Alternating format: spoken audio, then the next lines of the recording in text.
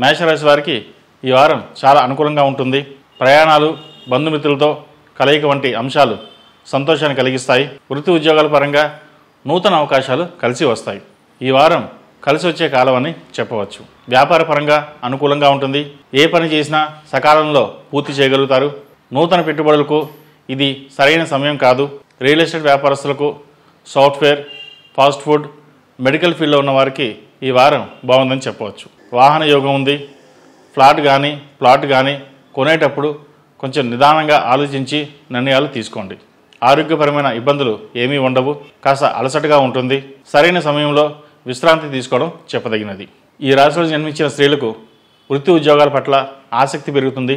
ఈ రాశివారు వెంకటేశ్వర స్వామి వారికి తులసిమాల సమర్పించండి.